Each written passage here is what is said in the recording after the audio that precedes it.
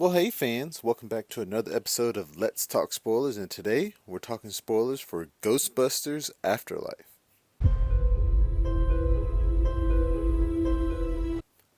Now, Ghostbusters Afterlife is the true sequel to Ghostbusters 2 as it takes place in that same universe, unlike the Ghostbusters film that came out in 2016, which, let's just talk about real quick.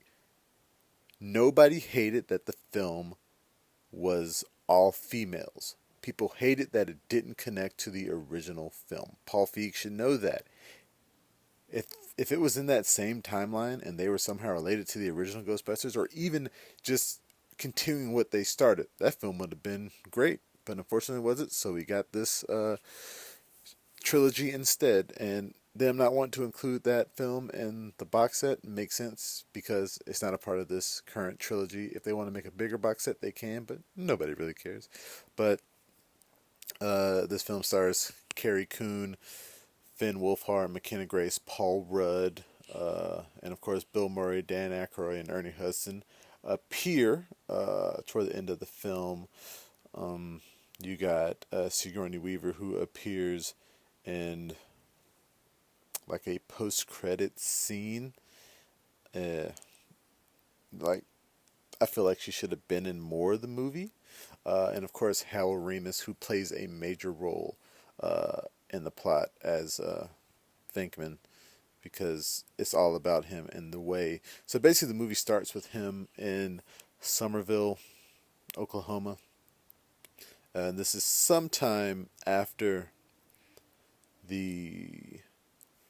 I think, yeah, it's like 30. It actually takes place. It starts 30 years after the events in New York, and Venkman's in like this mine, which is the Shandor mine, based off of the Shandor building that was used in the first film. But he's just racing in his car back to his house. This ghost is chasing him, and he tries to trap it, but he can't. Then he goes in his house. He hides the ghost trap, and the ghost comes inside, and it's not explained if it kills him or scares him enough that he dies of a heart attack, because it's shown that he died of a heart attack and the ghost just left.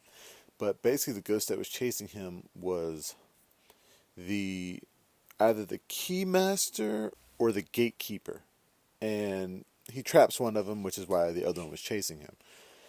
So Trevor Spengler, Phoebe Spengler, and their mom Callie Spengler, and I think I said Venkman earlier. I made a mistake. Spengler is the heart of the film, but they're going to take care of his effects, and they go to his old farmhouse, which is all he had, and it turns out like he didn't leave him any money or anything because he was broke, and he spent all his money trying to stop Gozer from coming back in this mine, because apparently Ivo Shandor had the building as the main gateway to bring Gozer to the world of the living, and then you have that mine, which is a backup, which is kind of silly. Is like, why build the backup? Why even do the New York thing if you have this backup mine? And there's a lot of inconsistencies with that, but apparently Ivo Shandor put himself in a glass coffin when he died so that he didn't decay. And just jumping ahead to the end, he's played by J.K. Simmons in a cameo role that I don't even know why they wasted money doing that, unless he just did it for fun, because he dies like 2 seconds after he shows up. It is ridiculous.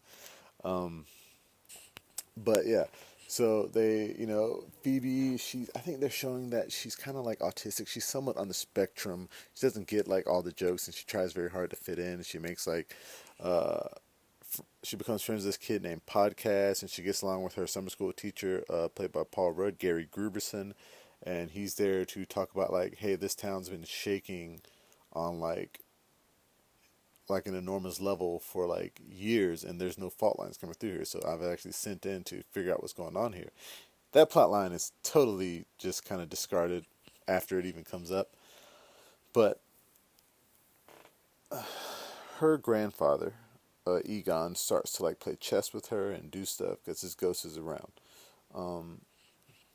Now in the beginning, a stunt double plays him. His face is shadow. It looks just like him, so they handle that very well.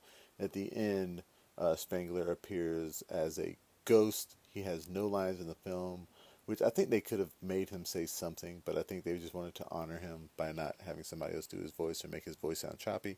So it's fine. But basically, the whole plot is the kids start to find their grandfather's stuff. They fix up the Ecto-1. They get the ghost packs. All of a sudden, ghosts are showing up in the town, which is weird. Like, there were no ghosts there before. I don't know. But it basically becomes the plot of Ghostbusters 1, kind of. And they need to stop Gozer from coming back. Gozer does come back, played by Olivia Wilde. Looks very good in the role. And they, of course, try to stop her. The original Ghostbusters show up to help. And Phoebe has this very cool Harry Potter moment where she's shooting her beam at Gozer, and her grandfather shows up and like helps from beyond the grave. And it like kind of like when Harry Potter's facing off against Voldemort and his parents' ghosts come to help. It looks something like that. But overall, the film worked. It was great fun nostalgia. I believe I gave it an 8 out of 10 on the blog. Go check out the review. But yeah, it was a nice, fun movie. Sets up a sequel in the end that I'm actually kind of interested to see, because you find out that Winston Zeddemore, played by Ernie Hudson again, of course, he's made it. He's like filthy rich now, and he's been like bankrolling. Like, he bought the original fire station after they lost it. He's been bankrolling Venkman's bookshop. He's been keeping, like, well, Ray's a professor now, but he's making sure that he stays there. Like, all this other stuff, he's like helping them out behind the scenes. But in the end, like, he's gonna fix up the Ecto-1. He's going to reopen the Ghostbusters place, and like the ghost alarm goes off, and it ends right there. So I would like to see where they're going with a sequel. It is definitely worth it. Now, in terms of the plot, like I said, it's fine. It's fun. Everybody should enjoy it. Nice nostalgia. There was a leaked plot going around online last year that I actually liked better, and that was that the entire town of Summerville, Oklahoma, they were part of the cult of Shandor. Like, they all knew what was going on with the mine and were trying to make sure that it happened. And I think, say for like, the girl that Trevor falls in love with, her name is Lucky Domingo, whose dad, Sheriff Domingo, is played by Bokeem Woodbine, a great actor. He's given nothing to do in this film. Like, to see their dynamic, like, and for him to be a big role in this film would have made more sense. Especially, like, and there are lines where she's talking about how, like, her family's been there for generations, and we don't really get to see her mom either. So yeah, it would have been nice if we got to see, hey, what is this town like, and what did this town think of Ivo Shandor, etc., etc. It just would have been, I think, the plot line of them finding out the town they moved to was actually this big cult would have been better. But that's neither here nor there. It's a great film. Check it out. That's the end of that. But that is it for me, guys. Remember, you can view this spoiler review on YouTube and the blog, flipfrogllc.com/flixfrog. You can find us on Facebook, Instagram, Twitter, and Reddit. And please, pretty please, everybody, hey, come here, listen. Make sure that you subscribe. Yes, subscribe to the YouTube channel, the Facebook page, everything. Make sure you like, comment, and share. The next Let's Talk Spoilers will be Hawkeye. Yes, it is time for Hawkeye back into the MCU. Thoroughly enjoyed the show. A lot of surprises. Some little minor mishaps, but we'll get into that. So until next time, I'll be seeing you.